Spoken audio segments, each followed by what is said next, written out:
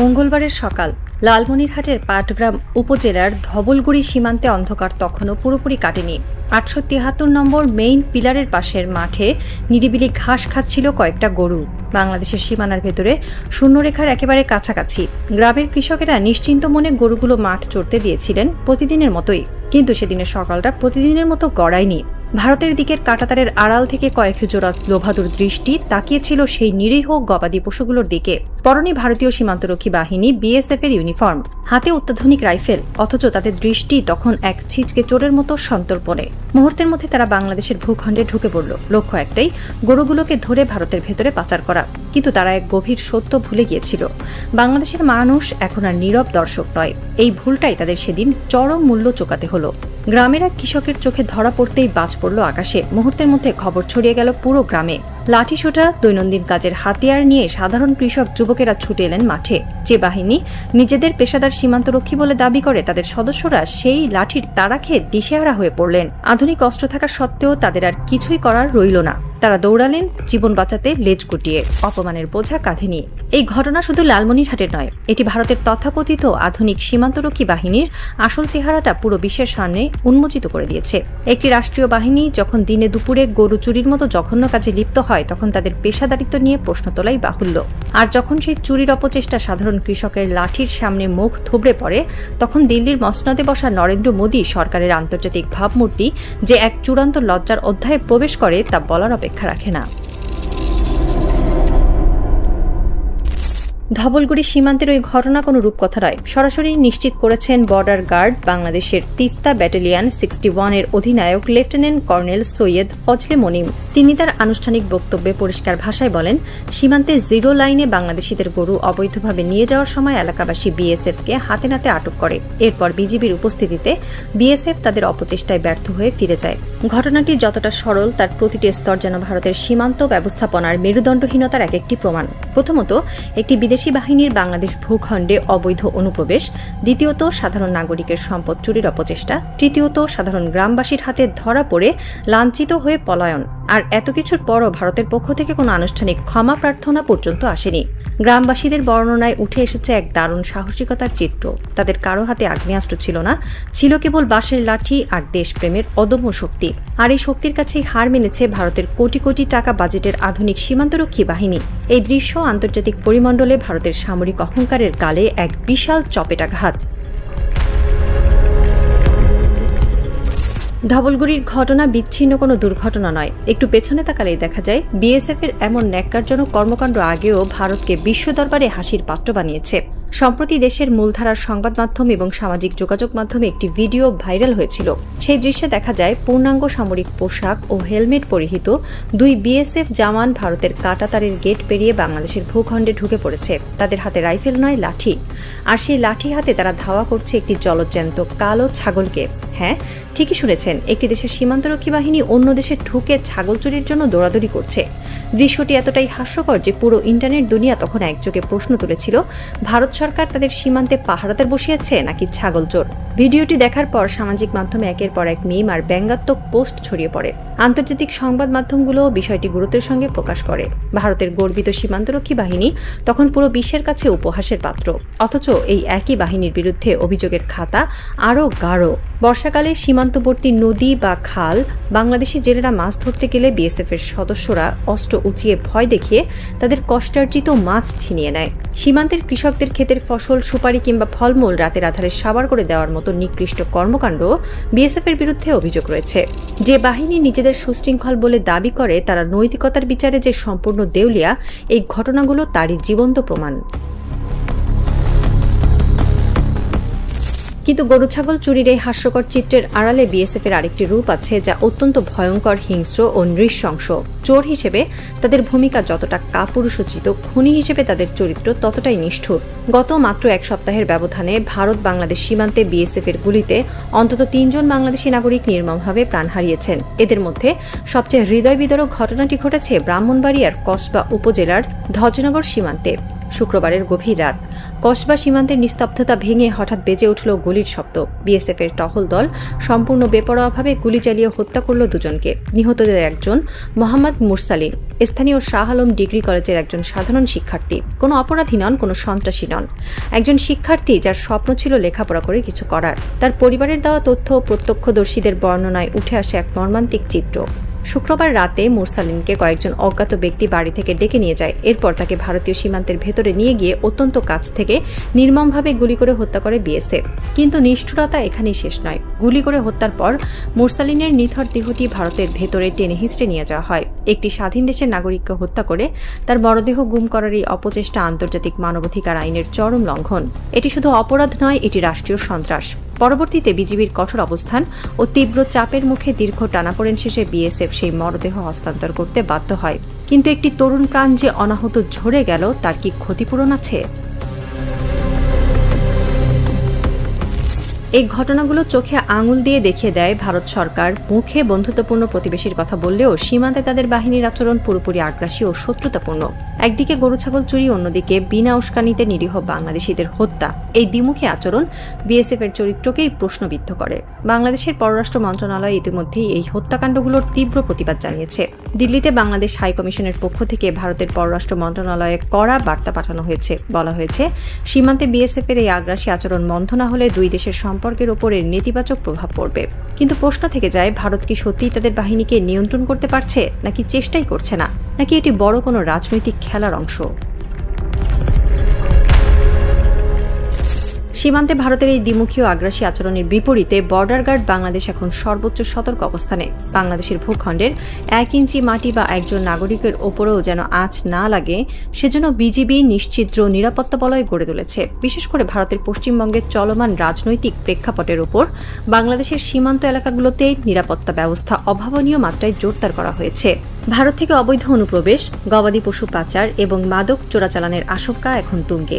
বিজিবির সদর দপ্তর থেকে জারি করা সাম্প্রতিক এক আনুষ্ঠানিক বিজ্ঞপ্তিতে স্পষ্ট করে জানানো হয়েছে, সীমান্তের প্রতিটি স্পর্শকাতর ও গুরুত্বপূর্ণ পয়েন্টে অতিরিক্ত মোবাইল পেট্রোল ও ফুড পেট্রোল বৃদ্ধি করা হয়েছে। গোয়েন্দা তথ্যের ভিত্তিতে দিনরাত বিশেষ অভিযান পরিচালনা করা হচ্ছে। প্রতিটি বর্ডার আউটপোস্টের টহল দলকে সরাসরি নির্দেশ দেওয়া হয়েছে, ভারতের দিক থেকে আসা যে কোনো অপচেষ্টাকে জিরো টলারেন্স নীতিতে দমন করতে হবে। মাদকদ্রব্য, গবাদি পশু ও ভারতীয় বিভিন্ন নিম্নমানের পণ্যের অবৈধ পাচার ঠেকাতে পুরো সীমান্ত জুড়ে গোয়েন্দা নজরদারির জাল বিছানো হয়েছে। সন্দেহভাজন এলাকাগুলোতে এখন দিনরাত সমানতালে বিজিবির সতর্ক দৃষ্টি রয়েছে, যাতে বিএসএফ বা ভারতীয় কোনো চোরা কারবারি ভুল করেও বাংলাদেশের মাটিতে পা রাখার সাহস না পায়।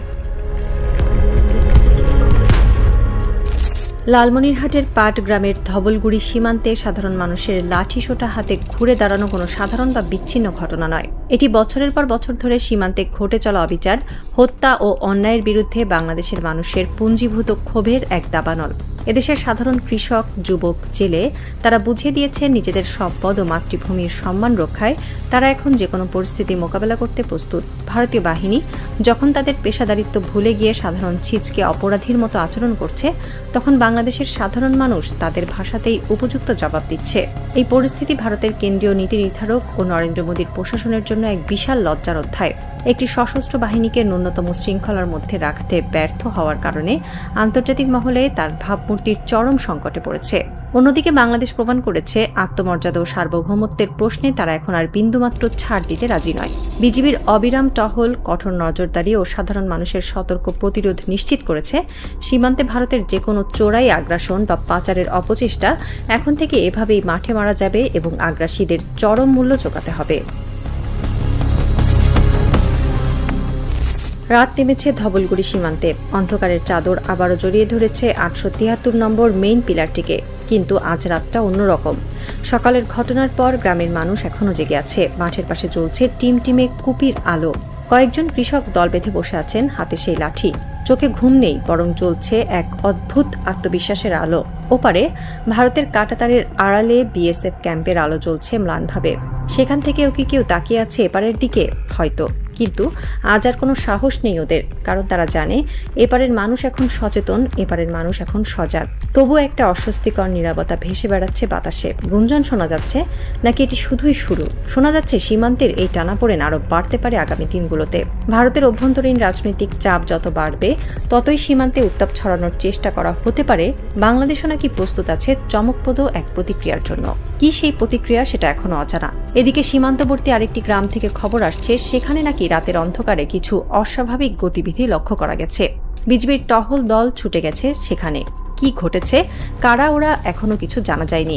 গ্রামের বৃদ্ধ কৃষক মুজিবুর রহমান আকাশের দিকে তাকিয়ে ফিসফিস করে বলেন, বাপেরা শোনো, এই মাটি আমাদের, এই সীমানা আমাদের। এখানে কেউ চোর হয়ে আসলে যেমন জবাব পাবে, খুনি হয়ে আসলেও পাবে। আমরা এখন ঘুমিয়ে নেই, আমরা জেগে আছি। তার কথাগুলো সকালের রোদে মিলিয়ে গেল, কিন্তু ওই রোদই যেন বহন করে নিয়ে চলল একটি সতর্ক বার্তা। বাংলাদেশ এখন জেগে আছে, আর জেগে থাকা বাংলাদেশকে কেউ দমাতে পারবে না। কাঁটা দিয়ে নয়, তার দিয়ে নয়, রাইফেল দিয়ে নয়, কিছুতেই নয়।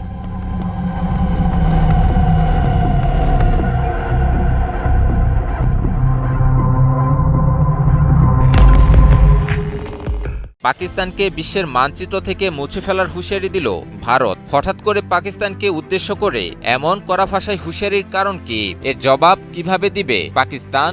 বিশ্বের চলমান উত্তেজনার মাঝেই ভারত ও পাকিস্তানও কি যুদ্ধে জড়াবে? অপারেশন সিন্দুরের ব্যর্থতাকে ভুলে গিয়ে পাকিস্তানের বিরুদ্ধে আরেকটি রক্তক্ষয়ী যুদ্ধের দুঃসাহস দেখাবে ভারত?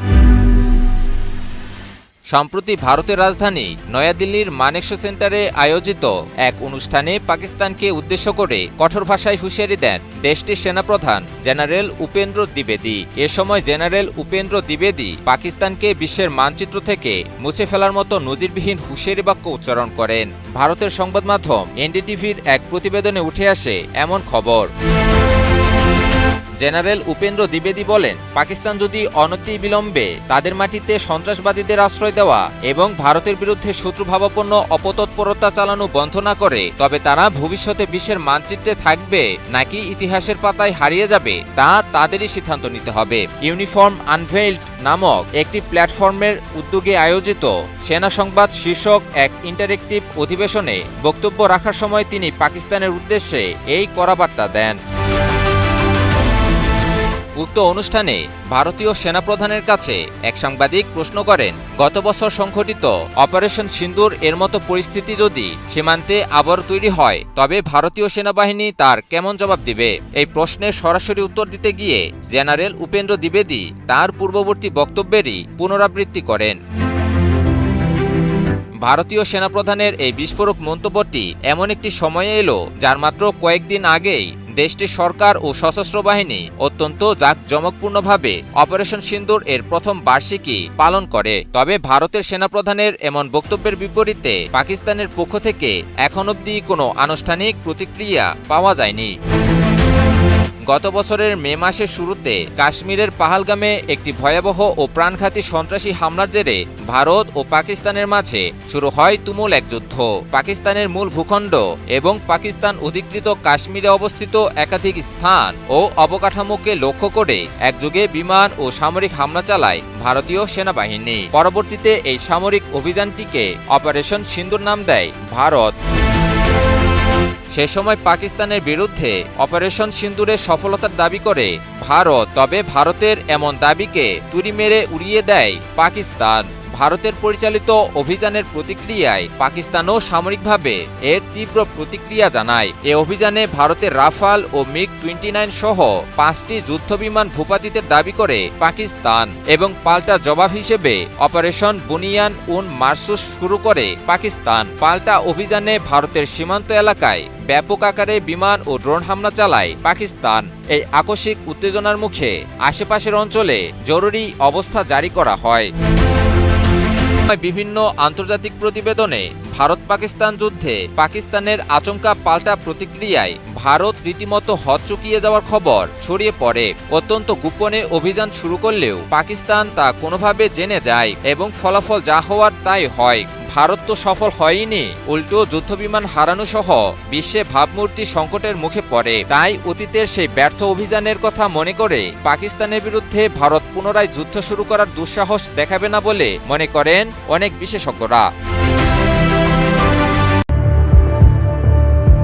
ভারত বাংলাদেশ সীমান্তে বিএসএফের গুলিবর্ষণের পাল্টা জবাব দিল বর্ডার গার্ড বাংলাদেশ বিজিবি। পশ্চিমবঙ্গের মুখ্যমন্ত্রী শুভেন্দু অধিকারী যখন বাংলাদেশ সীমান্তে কাঁটাতারের বেড়া দিতে উঠে পড়ে লেগেছেন, ঠিক তখনই সিলেট সীমান্ত থেকে ভেসে এলো গুলির শব্দ। বিএসএফের গুলির পর পাল্টা রুখে দাঁড়িয়েছে বাংলাদেশ বর্ডার গার্ড বাহিনী বিজিবিও। সিলেটের গোয়াইনঘাট উপজেলার সোনারহাট সীমান্ত এলাকায় ছড়িয়ে পড়েছে উত্তেজনা। ভারতীয় সীমান্তরক্ষী বাহিনী বিএসএফের গুলির জবাবে পাল্টা গুলি ছুড়েছে বাংলাদেশ সীমান্তরক্ষী বাহিনী বিজিবি।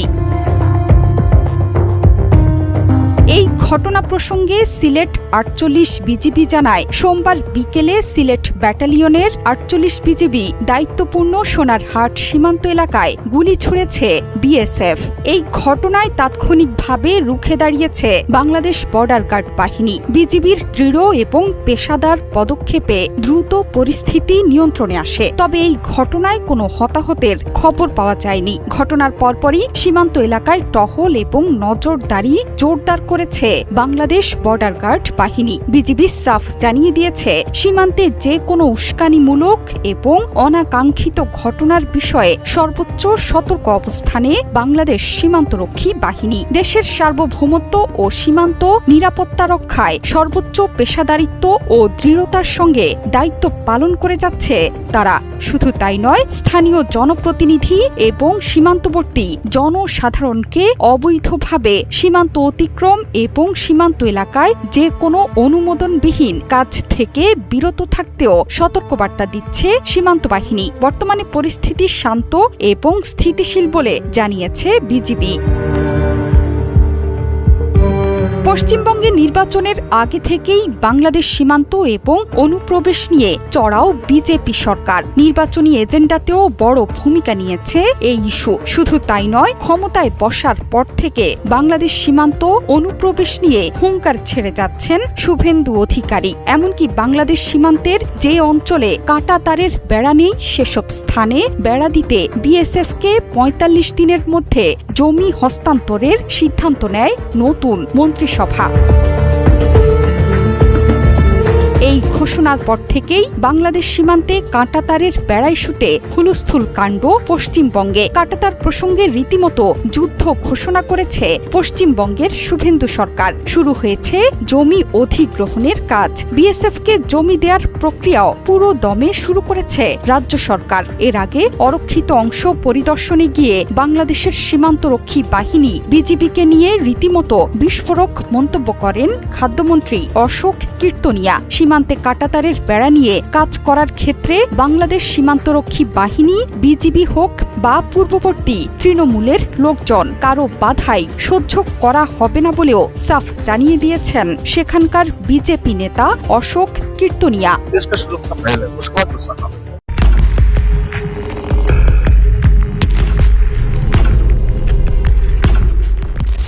দুপুর ২:৩০। নয়াদিল্লির প্রধানমন্ত্রীর বাসভবনের কাচের জানালায় মে মাসের রোদ পড়ে চিকচিক করছে। বাইরে গরম, ভেতরে এসির ঠান্ডা। টেবিলে লাঞ্চের গন্ধ এখনো হালকা লেগে আছে। রুটি, ডাল, পনির, একটু জিরার গন্ধ। নরেন্দ্র মোদী কেদারায় হেলান দিয়ে চোখ বন্ধ করলেন। শরীর বিশ্রাম চাইছে, কিন্তু রাষ্ট্রের হিসাব নিকাশে ডুবে থাকা মানুষের ঘুম কি এত সহজে আসে? চোখ বন্ধ করলে একটা মুখ ভেসে ওঠে, শেখ হাসিনা। দীর্ঘ সময় ধরে বাংলাদেশকে যে সমীকরণে রাখা হয়েছিল, সেই সমীকরণের সবচেয়ে নির্ভরযোগ্য মুখ। দিল্লির কূটনৈতিক ঘরে অনেকে বিশ্বাস করত ঢাকার দরজা খুলতে খুব বেশি চাবি লাগে না। সীমান্তে চাপ, নদীর পানি, বাণিজ্যের হিসাব, নিরাপত্তার ভাষা সবকিছু এক ধরনের পরিচিত নরমতায় এগোবে। বাংলাদেশ থাকবে বন্ধু, কিন্তু এমন বন্ধু যার কণ্ঠস্বর খুব বেশি উঁচু হবে না। মোদি জানতেন, শেখ হাসিনা থাকলে এই নীরব আরামটা টিকে থাকত। দক্ষিণের বদ্বীপটা ঠিকই স্বাধীন রাষ্ট্র, কিন্তু দিল্লির চোখে সেটি ছিল অনেকটা পেছনের উঠোনের মতো, যেখানে দরজা আছে, পতাকা আছে, জাতীয় সঙ্গীত আছে, কিন্তু সিদ্ধান্তের বাতাস অনেক সময় উত্তর দিক থেকেই বইত। কিন্তু ইতিহাস মাঝে মাঝে কাচের জানালা ভেঙে ঘরে ঢুকে পড়ে। শেখ হাসিনা নেই। এই একটি বাক্যই দিল্লির দুপুরকে অস্থির করে তুলেছে। মোদি কাঁধ বদলাচ্ছেন, চোখ বন্ধ রাখলেন, কিন্তু শান্তি এলো না। এবার আরেকটি মুখ ভেসে উঠল, তারেক রহমান। তারেক রহমান বুঝেছেন জনগণের বুকের ভেতর এখন অন্য শব্দ বাজে। মানুষ আর শুধু উন্নয়নের গল্প শুনে চুপ থাকতে চায় না, মানুষ জানতে চায় দেশের মেরুদণ্ড কোথায়, আকাশের পাহারা কার হাতে, সীমান্তে রক্ত ঝরলে রাষ্ট্রের কণ্ঠস্বর কেন কাঁপে, আর কেন বাংলাদেশ বারবার শুধু কিনবে কিন্তু বানাতে শিখবে না। এই প্রশ্নগুলোই দিল্লিকে অস্বস্তিতে ফেলে, কারণ যে বাংলাদেশ শুধু অস্ত্র কিনে তাকে চাপ দেওয়া সহজ, কিন্তু যে বাংলাদেশ নিজের প্রতিরক্ষা শিল্প গড়তে শুরু করে তাকে হিসাবের খাতায় নতুন করে লিখতে হয়। ঢাকার বাইরে কোনো এক শিল্পাঞ্চলে তখনও আলো চলছে, বড় ফটক বন্ধ, টিনের চালে গরম জমে আছে, ভেতরে ফ্যান ঘুরছে তবু ঘাম থামছে না। কয়েকজন তরুণ প্রকৌশলী নীরবে কাজ করছে, তাদের সামনে ধাতুর নমুনা, নকশা, মাপজোকের খাতা, কম্পিউটারের নীল আলো। বাইরে হঠাৎ বাতাস উঠলে টিনের চাল কেঁপে ওঠে, একজন মাথা তুলে তাকায়, দূরে বিদ্যুৎ চমকায়, তারপর সে আবার কাজে ঝুঁকে পড়ে। এই ছেলেদের কেউ চেনে না, এদের পোস্টার নেই, মিছিল নেই, টকশো নেই, অথচ হয়তো এই নীরব হাতগুলোই একদিন বাংলাদেশের প্রতিরক্ষা শিল্পের প্রথম সত্যিকারের বাক্য লিখবে। মিসাইল বানানো মানে শুধু আগুন ছোড়া নয়, রাডার বসানো মানে শুধু ঘুরতে থাকা যন্ত্র নয়। Guidance system, propulsion, material science, এসব কঠিন শব্দের ভেতর লুকিয়ে আছে খুব সাধারণ এক স্বপ্ন, নিজের ঘর নিজের হাতে পাহারা দেওয়ার স্বপ্ন। তারেক রহমানের রাজনীতির ভেতরে এই স্বপ্নটি এখন ধীরে ধীরে জায়গা নিচ্ছে। তিনি জানেন ভারতকে অস্বীকার করে বাংলাদেশ চলবে না, প্রতিবেশী বদলানো যায় না, নদী বদলানো যায় না, সীমান্ত সরানো যায় না, কিন্তু মাথা নত করে সম্পর্ক রাখাও কোনো স্বাধীন রাষ্ট্রের নিয়ম হতে পারে না। বন্ধুত্ব থাকবে কিন্তু ভয়ের ওপর নয়, সহযোগিতা থাকবে কিন্তু হুকুমের ওপর নয়, কূটনীতি থাকবে কিন্তু আত্মসম্মান বোধ বন্ধক রেখে নয়। আর ঠিক এই জায়গাতেই প্রতিরক্ষা শিল্প গড়ে ওঠে রাজনীতির গভীর ভাষা। একটি দেশ যখন শুধু বাজার থেকে অস্ত্র কেনে তখন তার হাতে শক্তি আসে, কিন্তু একটি দেশ যখন অস্ত্রের ভেতরের বিদ্যা শিখতে শুরু করে তখন তার মেরুদণ্ডে শক্তি আসে। বাংলাদেশের প্রতিরক্ষা আলোচনায় অনেক সময় একটি সহজ প্রশ্ন বড় হয়ে ওঠে, কোন অস্ত্র কিনবো, কোন যুদ্ধ বিমান আনবো, কোন মিসাইল আনবো, কোন রাডার বসাবো। প্রশ্নগুলো দরকার কিন্তু অসম্পূর্ণ, কারণ একটি অস্ত্র ব্যবস্থা তখনই শক্তি হয়ে ওঠে যখন রাষ্ট্র তার পেছনের জ্ঞান, রক্ষণাবেক্ষণ, আপগ্রেড, মেরামত, প্রশিক্ষণ এবং প্রযুক্তিগত নিয়ন্ত্রণ নিজের হাতে নিতে পারে। অন্যথায় অস্ত্র থাকে কিন্তু তার আত্মা থাকে অন্যের কাছে, যন্ত্র থাকে কিন্তু তার ভবিষ্যৎ থাকে বিদেশি সরবরাহকারীর ফাইলে। ধরা যাক একটি আধুনিক মিসাইল সিস্টেম কেনা হলো, বাহিনী সেটি ব্যবহার করতে শিখলো, কিন্তু কয়েক বছর পর সফটওয়্যার আপগ্রেডস লাগলো, গাইডেন্স সিস্টেমে পরিবর্তন দরকার হলো, কোনো গুরুত্বপূর্ণ অংশ নষ্ট হলো, যুদ্ধ পরিস্থিতিতে দ্রুত পুনরায় সরবরাহ দরকার হলো। তখন যদি সবকিছুই বাইরে থেকে আনতে হয় তবে সেই সক্ষমতা পুরোপুরি নিজের নয়। এখানেই প্রতিরক্ষা শিল্পের আসল গুরুত্ব। নিজেদের তৈরি করতে পারা মানে শুধু যুদ্ধের প্রস্তুতি নয়, এটি রাষ্ট্রের স্বাধীনতার গভীর স্তর। এই স্বাধীনতা কাগজে লেখা থাকে না, এটি থাকে কারখানার মেশিনে, গবেষণাগারের পরীক্ষায়, প্রকৌশলীর মাথায়, টেকনিশিয়ানের হাতে। বাংলাদেশের এখন দরকার সেই পথে হাঁটা, তাড়াহুড়ো করে নয়, চোখ বন্ধ করে নয়, আবেগ দিয়ে নয়, বরং বাস্তবতা বুঝে। কারণ আমরা এখনো সেই পর্যায়ে নেই যেখানে একেবারে শূন্য থেকে জটিল মিসাইল সিস্টেম ডিজাইন করে উৎপাদনে নিয়ে যেতে পারবো। আমাদের বড় প্রতিরক্ষা গবেষণা অবকাঠামো সীমিত। উচ্চমানের প্রোপালশন প্রযুক্তি, গাইডেন্স সিস্টেম, ম্যাটেরিয়াল সায়েন্স, পরীক্ষামূলক রেঞ্জ, এসব ক্ষেত্রে দীর্ঘ বিনিয়োগ দরকার। কিন্তু এই সীমাবদ্ধতা হতাশার কারণ নয়, বরং এখান থেকেই শুরু করার জায়গা খুঁজতে হয়। যে জাতি নদী ভেঙে আবার ঘর তোলে সেই জাতি প্রযুক্তিও শিখতে পারে, শুধু দরকার সঠিক শুরু। তুরস্কের বোরার মতো একটি ট্যাকটিক্যাল ব্যালিস্টিক মিসাইল সিস্টেমকে অনেকেই মাঝারি পর্যায়ের বাস্তবসম্মত অপশন হিসেবে দেখেন। এটি কোনো আন্তঃমহাদেশীয় অস্ত্র নয়, কোনো কল্পবিজ্ঞানের সামরিক প্ল্যাটফর্মও নয়। এটি এমন এক ধরনের অস্ত্র যা আঞ্চলিক পর্যায়ে প্রতিরোধ ক্ষমতা তৈরি করতে পারে। বোরার মতো সিস্টেমের পাল্লা সাধারণত 280 থেকে 300 কিলোমিটার পর্যায়ের। এটি সলিড ফুয়েল ভিত্তিক, মোবাইল লঞ্চ সিস্টেমে ব্যবহার করা যায়। গাইডেন্সে থাকে জিপিএস ও ইনার্শিয়াল নেভিগেশন ভিত্তিক প্রযুক্তির সমন্বয়। এর কাজ হলো যুদ্ধক্ষেত্রে গুরুত্বপূর্ণ সামরিক অবকাঠামো, কমান্ড সেন্টার, লজিস্টিক পয়েন্ট বা অপারেশনাল লক্ষ্যে চাপ সৃষ্টি করা। বাংলাদেশের জন্য এই ধরনের সিস্টেমের সবচেয়ে বড় গুরুত্ব হলো এর শেখার মান। এটি এত বড় নয় যে প্রথম ধাপেই পুরো রাষ্ট্রীয় সক্ষমতার বাইরে চলে যাবে, আবার এত ছোটও নয় যে এতে শিল্পগত শিক্ষা তৈরি হবে না। একে বলা যায় মাঝারি সিঁড়ির প্রথম শক্ত ধাপ। একটি শিশু প্রথম দিনে এই নদীর সাঁতরে পার হয় না, প্রথমে পুকুরে নামে, তারপর শেখে শরীর ভাসাতে, তারপর শেখে স্রোত চিনতে, তারপর একদিন নদীও পার হয়। প্রতিরক্ষা শিল্পের ক্ষেত্রেও একই কথা। প্রথম দিনেই স্বাধীন ডিজাইন সম্ভব নয়। প্রথমে অ্যাসেম্বলি, তারপর রক্ষণাবেক্ষণ, তারপর অংশবিশেষ স্থানীয় উৎপাদন, তারপর নিজস্ব আপগ্রেড। এরপর ধীরে ধীরে নিজেদের নকশা। বোরার মতো একটি সিস্টেম যদি কখনো প্রযুক্তি স্থানান্তর বা যৌথ উৎপাদনের কাঠামোয় আসে, তবে সেটিকে শুধু অস্ত্র হিসেবে দেখলে ভুল হবে। এটিকে দেখতে হবে বিদ্যালয় হিসেবে, একটি কঠিন ব্যয়বহুল সামরিক বিদ্যালয় যেখানে বাংলাদেশের প্রকৌশলী, টেকনিশিয়ান, সামরিক পরিকল্পনাবিদ এবং শিল্প খাত একসঙ্গে শেখার সুযোগ পাবে।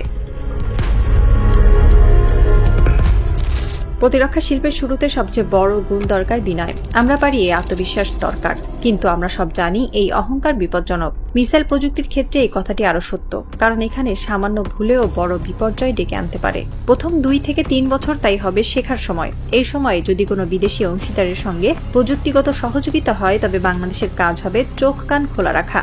শুধু যন্ত্র আসবে না, মানুষও শিখবে। শুধু অপারেটর প্রশিক্ষণ নয়, রক্ষণাবেক্ষণ, নিরাপত্তা, protocol, logistic chain, command integration সবকিছুই বুঝতে হবে। এই ধাপে হয়তো বাংলাদেশ শুধু অ্যাসেম্বলি পর্যায়ে থাকবে, বিদেশি প্রকৌশলীদের পাশে দাঁড়িয়ে কাজ করবে। কিভাবে একটি মোবাইল লঞ্চ প্ল্যাটফর্ম প্রস্তুত হয়, কিভাবে সংরক্ষণ করা হয়, কিভাবে নিরাপত্তা পরীক্ষা করা হয়, কিভাবে অপারেশনাল প্রস্তুতি বজায় থাকে, এসব শিখবে। এটি শুনতে ছোট কাজ মনে হতে পারে, কিন্তু আসলে এই ধাপটাই সবচেয়ে গুরুত্বপূর্ণ, কারণ ভিত্তি দুর্বল হলে ভবিষ্যতের টাওয়ার দাঁড়ায় না। আমরা অনেক সময় কথা বলতে ভালোবাসি, বলি একদিন আমরা নিজেরাই বানাবো, কিন্তু নিজেরা বানানোর আগে জানতে হয় একটি নাট বল্টুর দায়ও কত বড়। প্রতিরক্ষা প্রযুক্তিতে ছোট জিনিস বলে কিছু নেই, ছোট ভুল মানেই বড় ব্যর্থতা। এই সময় বাংলাদেশের তরুণ প্রকৌশলীদের জন্য হবে কঠিন পরীক্ষা। তারা হয়তো রাত জেগে কাজ করবে, বিদেশি ম্যানুয়াল পড়বে, প্রযুক্তিগত ভাষার ভেতর দিয়ে হেঁটে যাবে, ব্যর্থ হবে, আবার শিখবে। রাষ্ট্রের বড় শক্তি জন্ম নেয় এভাবেই, টেলিভিশনের ক্যামেরার সামনে নয়, নির্জন ল্যাবের আলোয়। প্রথম ধাপ পেরিয়ে যখন দক্ষতা একটু জমাট বাঁধবে, তখন শুরু হবে আরো কঠিন অধ্যায়, স্থানীয় শিল্পকে যুক্ত করা। এখানে একটি দেশের প্রতিরক্ষা স্বপ্ন বাস্তবের মাটিতে নামতে শুরু করে। এই পর্যায়ে কিছু অংশ স্থানীয়ভাবে তৈরি করার চেষ্টা করা যেতে পারে। লঞ্চ প্ল্যাটফর্মের ভেহিকেল ইন্টিগ্রেশন, নির্দিষ্ট যান্ত্রিক অংশ, সহায়ক সরঞ্জাম, গ্রাউন্ড সাপোর্ট সিস্টেম, রক্ষণাবেক্ষণ উপকরণ, এসব দিয়ে শুরু হতে পারে পথ চলা। এতে শুধু সামরিক বাহিনী শেখে না, দেশের শিল্প খাতও শেখে। কারখানার শ্রমিক তখন শুধু সাধারণ যন্ত্রাংশ তৈরি করেন না, তিনি বুঝতে শুরু করেন তার হাতে বানানো একটি অংশ জাতীয় নিরাপত্তার সঙ্গে যুক্ত। প্রকৌশলী বুঝতে শুরু করেন তার নকশার ভুল শুধু পরীক্ষার নম্বর কমাবে না, বাহিনীর সক্ষমতাও প্রভাবিত করবে। বিশ্ববিদ্যালয়ের গবেষক বুঝতে শুরু করেন বইয়ের তত্ত্বের সঙ্গে কারখানার বাস্তবতার দূরত্ব কতটুকু। এই সময়টাতেই দরকার রাষ্ট্রীয় সমন্বয়। প্রতিরক্ষা মন্ত্রণালয়, সশস্ত্র বাহিনী, শিল্প মন্ত্রণালয়, বিশ্ববিদ্যালয়, বেসরকারি প্রযুক্তি প্রতিষ্ঠান, সবাইকে একসঙ্গে ভাবতে হবে। শুধু কেনা নয় শেখা, শুধু শেখা নয় ধরে রাখা, শুধু ধরে রাখা নয় উন্নত করা। বাংলাদেশের বড় সুবিধা হলো তার মানুষ। আমাদের তরুণরা দ্রুত শেখে, তারা বিদেশে প্রযুক্তি খাতে কাজ করছে, সফটওয়্যার বানাচ্ছে, মেশিন চালাচ্ছে, গবেষণা করছে। কিন্তু এই মানব সম্পদকে প্রতিরক্ষা শিল্পের সঙ্গে পদ্ধতিগতভাবে যুক্ত করতে হবে। দেশপ্রেম শুধু মিছিলের স্লোগান নয়। দেশপ্রেম মানে কখনো কখনো রাত জেগে সার্কিট বোর্ড পরীক্ষা করা, কখনো একটি অ্যালগোরিদমের ভুল খুঁজে বের করা, কখনো একটি ধাতব অংশের সহনশীলতা মাপা, কখনো 10 বার ব্যর্থ হয়ে 11 বার চেষ্টা করা। এই ধরনের দেশপ্রেমের ছবি সংবাদপত্রে কম আসে, কিন্তু রাষ্ট্রের শক্তি এদের হাতেই তৈরি হয়। 7 থেকে 10 বছরের মধ্যে যদি পরিকল্পনা ঠিক থাকে, বিনিয়োগ অব্যাহত থাকে, প্রযুক্তি স্থানান্তর বাস্তব হয় এবং স্থানীয় দক্ষতা তৈরি হয়, তাহলে বাংলাদেশ আংশিক উৎপাদনের দিকে যেতে পারে। এখানে একটি বিষয় স্পষ্ট করে বোঝা দরকার, আংশিক উৎপাদন মানে পুরোপুরি স্বাধীন ডিজাইন নয়। এর মানে কিছু অংশ নিজেরা তৈরি করা, কিছু সিস্টেম নিজেরা ইন্টিগ্রেট করা, কিছু আপগ্রেড নিজেরা করা, রক্ষণাবেক্ষণের নির্ভরতা কমানো, অপারেশনাল প্রস্তুতিতে স্বাধীনতা বাড়ানো। এটি বাস্তবসম্মত পথ। অনেকে ভাবেন লাইসেন্স উৎপাদন মানেই স্বাধীনতা, আসলে তা নয়। লাইসেন্স উৎপাদন অনেক সময় শুধু স্ক্রু টাইট করার ক্ষমতা দেয়, ডিজাইনের আত্মা দেয় না। তাই চুক্তির ভাষা, প্রযুক্তি স্থানান্তরের গভীরতা, স্থানীয় শিল্পের অংশগ্রহণ, প্রশিক্ষণের মান সবকিছু গুরুত্বপূর্ণ। বাংলাদেশ যদি এই ধাপে পৌঁছাতে পারে, তবে সেটি হবে বড় অর্জন। কারণ তখন আমরা শুধু ক্রেতা থাকবো না, আমরা হয়ে উঠব অংশগ্রহণকারী। তখন আমাদের হাতে শুধু অস্ত্র থাকবে না, থাকবে জ্ঞান জমার শুরু। এই জ্ঞান একদিন অন্য খাতে ছড়িয়ে পড়তে পারে। প্রতিরক্ষা প্রযুক্তির সঙ্গে জড়িয়ে থাকে material science, precision, manufacturing, electronics, software, sensor, যোগাযোগ ব্যবস্থা। এগুলো বেসামরিক শিল্পকেও শক্তিশালী করতে পারে। তুরস্ক, দক্ষিণ কোরিয়া, ইসরায়েল, যেসব দেশ প্রতিরক্ষা শিল্পে এগিয়েছে, তারা সবাই একদিন না একদিন ছোট করেই শুরু করেছিল। তাদেরও প্রথমে সব ছিল না, কিন্তু তারা থামেনি, তারা শিখেছে, ব্যর্থ হয়েছে, আবার দাঁড়িয়েছে। বাংলাদেশও পারে, যদি পরিকল্পনা কাগজে আটকে না থাকে। একটি মিসাইল সিস্টেমের সবচেয়ে দৃশ্যমান অংশ হলো তার লঞ্চ। আগুন বের হয়, ধোঁয়া ওঠে, আকাশে উঠে যায়, মানুষ তাকিয়ে থাকে। কিন্তু আসল যুদ্ধ সেই দৃশ্যে নয়, আসল যুদ্ধ তার আগের দীর্ঘ প্রস্তুতিতে। প্রপালশন প্রযুক্তি ছাড়া মিসাইল এগোয় না, গাইডেন্স সিস্টেম ছাড়া নির্ভুলতা আসে না, ম্যাটেরিয়াল সায়েন্স ছাড়া উচ্চ তাপ, গতি, চাপ সহ্য করা যায় না, পরীক্ষামূলক অবকাঠামো ছাড়া নিরাপত্তা নিশ্চিত হয় না, প্রশিক্ষিত প্রকৌশলী ছাড়া সবকিছুই কাগজে থাকে। তাই প্রতিরক্ষা শিল্প গড়ার কথা বললে শুধু একটি অস্ত্রের নাম বললে হবে না, বলতে হবে গবেষণাগারের কথা, বলতে হবে বিশ্ববিদ্যালয়ের কথা, বলতে হবে দীর্ঘমেয়াদী বাজেটের কথা, বলতে হবে ব্যর্থ পরীক্ষা লুকিয়ে না রেখে সেখান থেকে শেখার সংস্কৃতির কথা। বাংলাদেশে এই জায়গাটাই সবচেয়ে বড় চ্যালেঞ্জ। আমরা অনেক সময় প্রকল্প শুরু করি কিন্তু ধারাবাহিকতা রাখতে পারি না। সরকার বদলায়, অগ্রাধিকার বদলায়, ফাইল বদলায়, মানুষ বদলায়, কিন্তু প্রতিরক্ষা শিল্প এমন খাত যেখানে 10 বছরের পরিকল্পনা মাঝ পথে বদলালে ফল আসে না। এটি ধানের চারা নয় যে 3 মাসই ফসল মিলবে, এটি বট গাছ। শেকড় নামাতে সময় লাগে, কিন্তু একবার দাঁড়িয়ে গেলে ছায়া দেয় প্রজন্মের পর প্রজন্ম। এই জায়গায় রাষ্ট্রকে ধৈর্যশীল হতে হবে, জনগণকেও বুঝতে হবে প্রতিরক্ষা শিল্পের সাফল্য রাতারাতি আসে না। আজ বিনিয়োগ করলে কাল ফল নাও আসতে পারে, কিন্তু 10 বছর পর যে রাষ্ট্র দাঁড়াবে সে হবে অনেক বেশি আত্মবিশ্বাসী।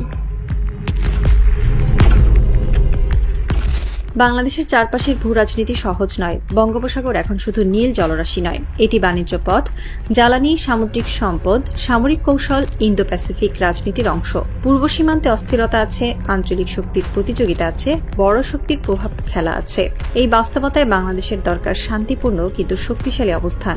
শক্তিশালী অবস্থান মানে যুদ্ধ চাওয়া নয়, শক্তিশালী অবস্থান মানে কেউ যেন বাংলাদেশকে সহজে চাপ দিতে না পারে, কেউ যেন ভাবতে না পারে এই দেশ শুধু বিবৃতি দেবে, প্রতিরোধ করবে না। কেউ যেন হিসাব করার সময় বোঝে বাংলাদেশ ছোট নয়, দুর্বল নয়। নিজস্ব প্রতিরক্ষা শিল্পই আত্মবিশ্বাসের মূল, কারণ বিদেশি অস্ত্র কেনা যায় কিন্তু বিদেশি আত্মবিশ্বাস কেনা যায় না। আত্মবিশ্বাস তৈরি হয় নিজের সক্ষমতা থেকে, নিজের হাতে কিছু বানাতে পারার গর্ব থেকে, নিজের প্রকৌশলীর উপর বিশ্বাস থেকে, নিজের কারখানার শব্দ থেকে। যেদিন বাংলাদেশের কোনো তরুণ প্রকৌশলী বলবে এই অংশটা আমরা বানিয়েছি, সেই দিন জাতীয় পতাকার রং একটু গভীর হবে। যেদিন কোনো সামরিক কর্মকর্তা বলবেন এই সিস্টেমের আপগ্রেড আমাদের দল করেছে, সেদিন রাষ্ট্রের মেরুদণ্ড একটু সোজা হবে। প্রতিরক্ষা শিল্প তাই শুধু সেনাবাহিনীর বিষয় নয়, এটি জাতীয় মর্যাদার বিষয়। বোর্ডার মতো একটি সিস্টেমকে যদি বাংলাদেশ কখনো বিবেচনা করে তাহলে সেটিকে শুধু যুদ্ধাস্ত্র হিসেবে দেখলে ভুল হবে। এটি হতে পারে প্রতিরক্ষা শিল্পে প্রবেশের একটি পাঠশালা। এই পাঠশালায় প্রথম পাঠ হবে শৃঙ্খলা, দ্বিতীয় পাঠ প্রযুক্তি, তৃতীয় পাঠ রক্ষণাবেক্ষণ, চতুর্থ পাঠ স্থানীয় উৎপাদন, পঞ্চম পাঠ স্বাধীনতার সীমা বোঝা, আর শেষ পাঠ হবে নিজেদের ডিজাইন করার দীর্ঘ স্বপ্ন। বাংলাদেশের উচিত হবে এমন কোনো পথ বেছে নেওয়া যেখানে শুধু পণ্য এনে গুদামে রাখা হবে না, বরং প্রতিটি ধাপে জ্ঞান হস্তান্তর নিশ্চিত করা হবে। প্রকৌশলীরা যাবে, শিখবে, ফিরে এসে শেখাবে। বিশ্ববিদ্যালয় যুক্ত হবে, গবেষণা প্রতিষ্ঠান যুক্ত হবে, শিল্প খাত যুক্ত হবে। এটি সহজ নয়। অনেক দেশ প্রযুক্তি দিতে চায় না, অনেক চুক্তিতে সীমাবদ্ধতা থাকে, অনেক সময় সরবরাহকারী দেশ নিজস্ব নিয়ন্ত্রণ ধরে রাখতে চায়। তাই কূটনীতিও এখানে গুরুত্বপূর্ণ। শুধু সামরিক দর কষাকষি নয়, প্রযুক্তি দর কষাকষি করতে হবে। বাংলাদেশকে বলতে হবে আমরা শুধু ক্রেতা হতে চাই না, অংশীদার হতে চাই। এই বাক্যটাই ভবিষ্যতের দরজা খুলতে পারে। ধরা যাক 10 বছর কেটে গেছে, ভোরের আলো পড়ছে বাংলাদেশের কোনো এক প্রতিরক্ষা শিল্প কমপ্লেক্সে। বাইরে লাল সবুজ পতাকা উঠছে, ভেতরে মেশিন চলছে, তরুণ প্রকৌশলীরা নীরবে কাজ করছে। কেউ ডেটা দেখছে, কেউ পরীক্ষা করছে, কেউ আবার একটি যন্ত্রাংশ হাতে নিয়ে মাপ মিলাচ্ছে। একজন বৃদ্ধ মানুষ গেটের বাইরে দাঁড়িয়ে। তিনি হয়তো মুক্তিযুদ্ধ দেখেছেন, হয়তো যুদ্ধের সময় কিশোর ছিলেন। তিনি ভেতরের কারখানার দিকে তাকিয়ে থাকেন। তার চোখে জল নেই কিন্তু চোখ ভেজা। তিনি ভাবেন এই দেশ একদিন বন্দুক কাঁধে নিয়ে স্বাধীন হয়েছিল। আজ সেই দেশ নিজের প্রযুক্তির দিকে হাঁটছে। ঠিক তখনই কন্ট্রোল রুমের ভেতরে একটি স্ক্রিনে আলো জ্বলে ওঠে, একটি সতর্ক সংকেত। কেউ চিৎকার করে না, কেউ দৌড়ায় না, সবাই নিজের জায়গায় বসে যায়। কারণ প্রস্তুত রাষ্ট্র আতঙ্কিত হয় না, প্রস্তুত রাষ্ট্র জানে কোন সংকেতে কি করতে হয়। বাইরে ভোরের আলো আরো পরিষ্কার হয়, দূরে আজানের ধ্বনি ভেসে আসে। কোনো গ্রামে শিশুরা স্কুলের পোশাক পরছে, কোনো মা ভাত বসিয়েছেন, কোনো কৃষক জমিতে যাচ্ছেন। তারা জানেন না কোথাও একটি স্ক্রিনে লাল বিন্দু জ্বলছে। তার জানার প্রয়োজনও নেই, কারণ রাষ্ট্রের কাজই হলো মানুষের শান্ত সকালকে রক্ষা করা। বাংলাদেশের সামনে এখন সেই দীর্ঘ পথ। রাতারাতি কিছু হবে না। আজ শুরু করলে কাল শিল্প দাঁড়াবে না, কিন্তু সঠিকভাবে শুরু করলে, ধারাবাহিকভাবে এগোলে 10 বছরের মধ্যে এই দেশ নিজের প্রতিরক্ষা শিল্পের ভিত্তি দাঁড় করাতে পারবে। শেষ প্রশ্নটা তাই অস্ত্রের নয়, প্রশ্নটা ইচ্ছা। আচ্ছা, বাংলাদেশ কি শুধু ক্রেতা হয়ে থাকবে, নাকি একদিন কারখানার ভেতরে দাঁড়িয়ে বলবে এই শক্তি আমাদের হাতে তৈরি?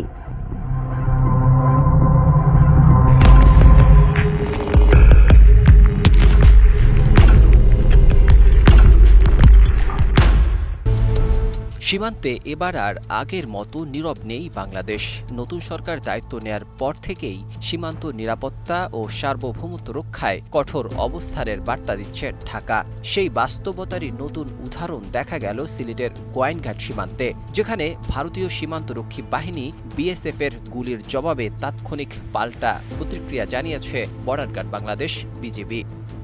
সোমবার বিকেলে সোনারহাট সীমান্ত এলাকায় উত্তেজনাকর পরিস্থিতি সৃষ্টি হয়। বিজিবির ভাষ্য অনুযায়ী বিএসএফ সীমান্ত লক্ষ্য করে গুলি ছুড়লে বাংলাদেশ বাহিনী দ্রুত ও কঠোর জবাব দেয়। পাল্টা গুলিবর্ষণ শুরু করে দ্রুত পরিস্থিতি নিয়ন্ত্রণে নিয়ে আসে বিজিবি। কোনো হতাহতের ঘটনা না ঘটলেও সীমান্ত জুড়ে তৈরি হয় তীব্র উত্তেজনা। ঘটনার পরপরই বিজিবি স্পষ্ট বার্তা দিয়েছে, বাংলাদেশ এখন সীমান্তে কোনো ধরনের উস্কানি বা একতরফা আচরণ মেনে নেবে না। দেশের নিরাপত্তা ও সার্বভৌমত্ব রক্ষায় প্রয়োজন হলে তাৎক্ষণিক জবাব দেয়া হবে। সীমান্ত এলাকায় টহল ও নজরদারি বাড়ানো হয়েছে, পাশাপাশি স্থানীয়দের সতর্ক থাকতে বলা হয়েছে। বিশ্লেষকদের মতে, নতুন রাজনৈতিক বাস্তবতায় বাংলাদেশের সীমান্ত নীতিতেও দৃশ্যমান পরিবর্তন এসেছে। আগে যেখানে সীমান্তে সংঘর্ষ বা উত্তেজনার ঘটনায় কূটনৈতিক ভাষায় পরিস্থিতি সামাল দেওয়ার প্রবণতা বেশি ছিল, সেখানে এখন দৃশ্যমান হচ্ছে সরাসরি প্রতিরোধের কৌশল। সরকারের এই অবস্থান দেশের ভেতরেও আলোচনার জন্ম দিয়েছে। অনেকেই বলছেন, বাংলাদেশ এখন আর আগের মতো ভয় বা চাপের রাজনীতি মেনে চলতে রাজি নয়। বিশেষ করে সীমান্ত হত্যা, গুলি চালানো এবং ভারতীয় বাহিনীর বিভিন্ন কর্মকাণ্ড নিয়ে দীর্ঘদিন ধরে সাধারণ মানুষের মধ্যে যে ক্ষোভ ছিল, সাম্প্রতিক ঘটনাকে অনেকেই সেই ক্ষোভের প্রতিফলন হিসেবে দেখছেন। সামাজিক যোগাযোগ মাধ্যমেও বিজিবির অবস্থানকে স্বাগত জানিয়েছে অনেকে বলছেন, বাংলাদেশ এখন নিজের অবস্থান পরিষ্কারভাবে জানাতে শিখেছে। অন্যদিকে দিল্লিতেও এ ধরনের ঘটনার পর অস্বস্তি বাড়ছে বলে রাজনৈতিক মহলে আলোচনা রয়েছে। কারণ বাংলাদেশ এখন কেবল কূটনৈতিক সম্পর্কের ভারসাম্য নয়, সীমান্ত নিরাপত্তার প্রশ্নেও আরও আত্মবিশ্বাসী অবস্থান নিচ্ছে। দক্ষিণ এশিয়ার ভূ রাজনীতিতে এই পরিবর্তন ভবিষ্যতে দুই দেশের সম্পর্কের নতুন সমীকরণ তৈরি করতে পারে বলেও মনে করছেন পর্যবেক্ষকরা।